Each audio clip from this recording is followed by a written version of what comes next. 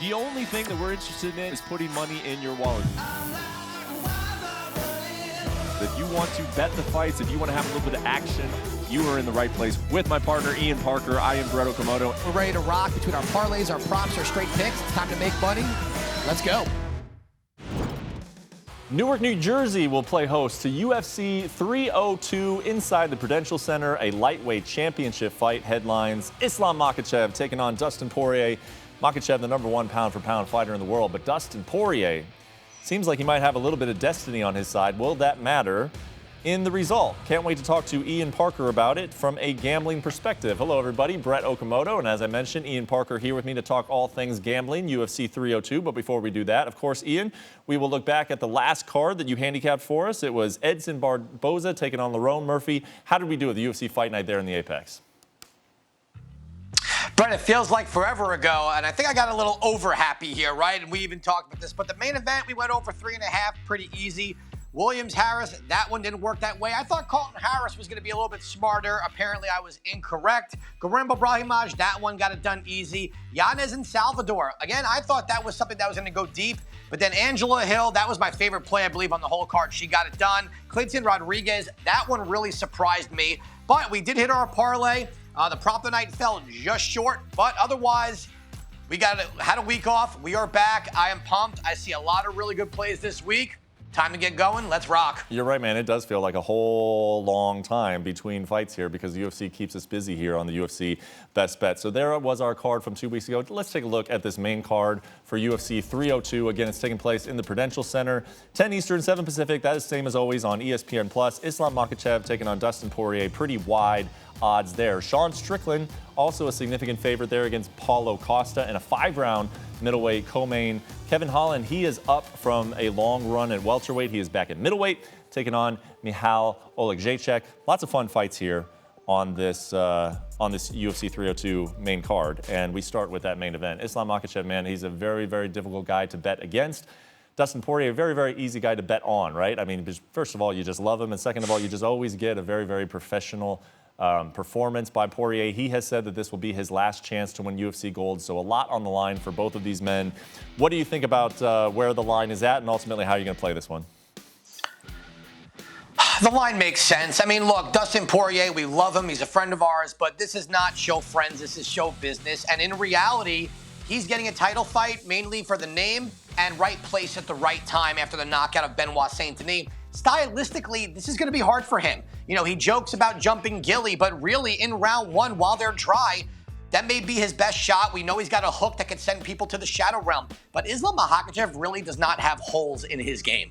He is a very complete fighter. You know, when you talk about Khabib Nurmagomedov, Khabib's striking wasn't really elite. It was his grappling was just such a threat that he had allowed his striking to surprise people. Islam isn't that case. He's good everywhere. He has fantastic striking. People are just talking about him being a wrestler here. He may also be the better striker, not necessarily better boxer, but overall better striker. He's accurate. He's got good counter striking. And with his pressure and ground game, it's essentially second to none here. For Dustin, if he doesn't land early or isn't able to drag this out and keep it on the feet, I think he's going to have a little bit of trouble here. We saw it against Charles Oliveira where he gave up his back after he couldn't get the finish. Oliveira choked him out. Same thing when it happened with Benoit Saint-Denis, except he was able to defend. Here, I think Islam Makhachev is going to get it done here. Look, inside the distance is a high number at -300. You could throw that in a parlay. But you know what I do like here? Man, I think he gets it done by sub, but as a long shot prop pick, Islam Makhachev to win by round TKO in either rounds 2, 3, or 4. And Brett, if you're on Dustin's side and you think it is Gilly season, him by sub, I believe in round 1 or round 2, is plus 3,000, but my favorite pick of this fight, it will be a best bet, Makhachev to win in over 1.5 rounds. All right, so a lot of info there straight off the bat on that main event. You lean to the over, if that is your pick for the fight itself.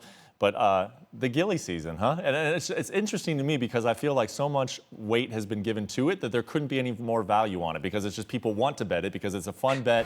And it's just been in the headlines for so much. But you still think there is value on going ahead and taking that thing?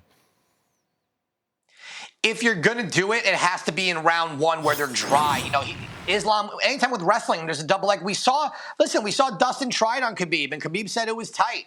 We saw him do it against Benoit Saint Denis. It was tight. So while they're not sweaty, when a wrestler shoots in for a double leg, sometimes their head's a little upright. Same thing with their posture. And Dustin knows how to do it. If you talk to people at his gym, it's his favorite submission for a reason. He hasn't gotten it yet, but if there's a time to do it, it's round one. And now, I don't think Dustin has anything to lose. So, of course, he's going to take a shot. He's expected to lose. He's a 6-1 underdog here. You know, he deserves the right to fight for a title. It's all good. I think it's great for his legacy here. We love Dustin, win or lose. If he decides to ride off into the sunset, which I don't love retirement talk when you're talking about betting either, but he's had an amazing career. Everyone will love him as a fighter. This is going to be a fun fight regardless. Yeah, and personally, I would put odds of him retiring at, plus 9,000. I mean, I just think this guy loves it too much. But I have been wrong plenty of times before, and Dustin Poirier has been very open about saying, hey, I can't stick around too long because it's a little bit of a selfish thing to do. But I don't think this is going to be Dustin Poirier's last fight, win or lose. Let's talk about the co-main event because that's another really, really fun fight to discuss. Sean Strickland, a pretty big favorite here, and I was wondering if maybe there would be some value here because he technically lost his last fight officially, but I thought the performance was good. Not really the case. He's still minus 270. What do you think of this line? I think the line makes sense. Paulo Costa also lost to Robert Whittaker, even though he had that moment at the end of round one.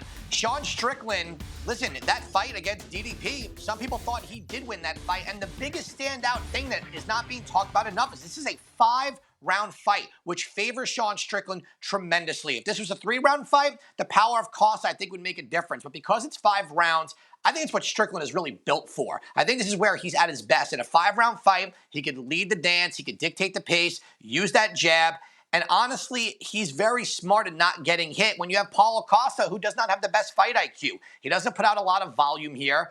I think of any time to get Costa, right now is it. For me, I like Sean Strickland to win this fight. And Brett, there's a bet that stands out to me. It's Sean Strickland to win and over 2.5 rounds. You're getting that at only minus 140. Love that play. Yeah, and I want to move on to the rest of this main card. But before we do, just because you say the line makes sense, it's hard to find value in the line itself. Does any method of victory stand out? I want to take a look quickly at these methods of victory. Any of these interest you, Ian Parker, or are we just going to stick with Sean Strickland in the round that you gave?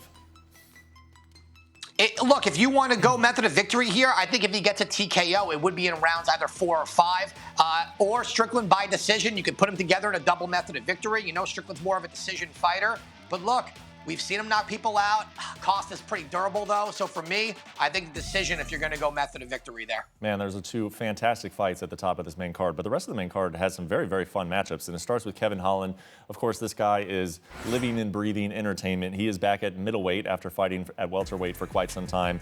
What do you think of the odds for Kevin Holland's return to 185 pounds? Well, first off, I love this matchup for Kevin Holland. He is fighting, and I hate to be disrespectful, but down in competition to Lord Michael here. Holland inside the distance at minus 125. Brett, are you kidding me? That is stuck out to me right away. His opponent does not go 3 rounds, been knocked out in his last couple of fights, has no other way to win against Holland. Holland's going to touch him up and get it done. I don't care how. Minus 125, this is not going 3 rounds. All right, from there we go to another fight that should give fireworks. It's Nico Price taking on Alex Morono. What do you make of this fight at 170 pounds?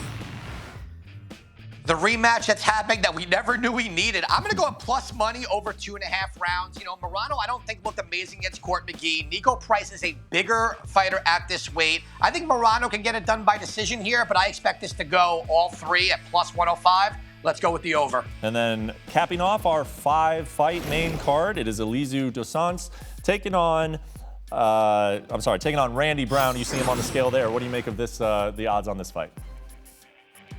You know what?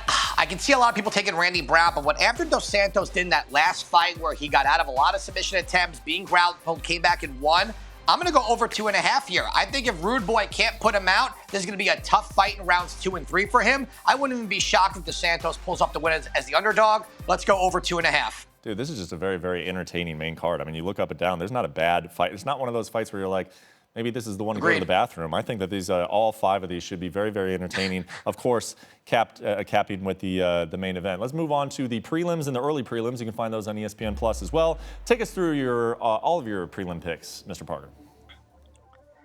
Yeah, I think the bathroom one's going to be earlier in the card. But for me, I like Cesar Almeida here over Roman Kopylov. Almeida started off at plus 115. So if you got him there at dog money, good for you.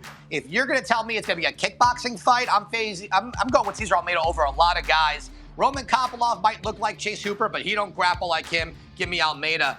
Jailton Almeida, Alexander Romanov. I think for the first round, it's going to be competitive. But I think it's going over 1.5. I think Romanov gasses. Almeida gets a sub later on.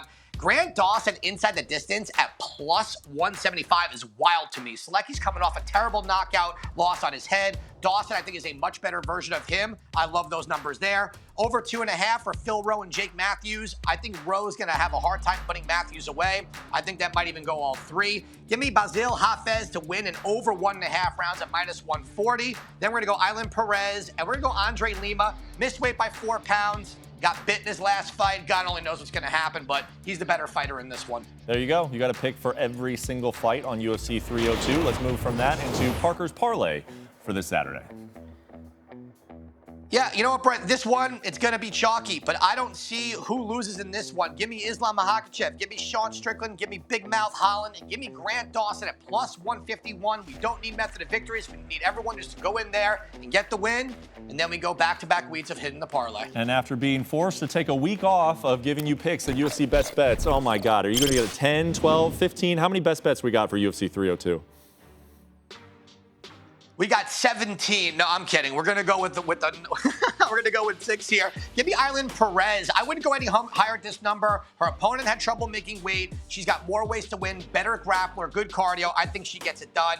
Hafez to win in over 1.5 rounds. This is gonna be a jiu-jitsu match, and I think Hafez will just stay on top, out-grapple Mickey Golf the entire fight. Over 1.5, Almeida Romanov. Cesar Almeida, I would bet this up to minus 140. Give me Kevin Holland inside the distance. That should be way higher. I absolutely love it. I think he makes a statement here, and he's fighting the right type of matchup for him to get back into the win column at middleweight. And then Islam Makhachev to beat Dustin Poirier, as much as it pains me, but for him to win in over 1.5 rounds at only minus 115, I think Dustin will be able to get to at least round 3 here. Well, no rust on Ian Parker despite having to take that week off. I love the analysis. I also love when you're giving those best bets that you say, I would take this up until this number. Love it when you add those little nuances to our best bets. Okay, one last order of business. It is the long shot parlay, and this week it is the boosted parlay on ESPN BET. So walk us through our Parker's boosted long shot parlay of the week. Brett, you said it right the first time. It's time to get to business. I like that one better. You know, we're going to go Islam Makhachev inside the distance here. I have a hard time believing this is going all 5 rounds. I'm so invested in Kevin Holland. It's like a broken record. I don't see that fight going 3 rounds either. Grant Dawson, money line. He just got to win. And Sean Strickland can get it done by either KO, TKO, or decision. You can have it at plus 300, but if you do the boost, plus 400, let's go. Love that on ESPN Bet. You can only find it on ESPN Bet. Parker makes the parlay for you. All you got to do is hop on there and you get boosted odds. Must be 21 or older. Download the app today and always be looking for that Ian Parker parlay. This has been a fun show, man, and I think it's going to be a very fun pay-per-view. You know, some of these pay-per-views, they all constructed differently. You know, a little bit top-heavy, fun fights up and down. I think this is one of those ones that is just fun fights all the way up, top and down, and I just think that crowd is going to be ready to go by the time Sean Strickland and Paulo Costa are done, and then Dustin Poirier makes that walk. You don't know if it's going to be for the final time. Maybe it's the last time that he has a chance to win UFC gold. So many storylines going in at UFC 302. Hopefully we made you a little bit smarter about the gambling side.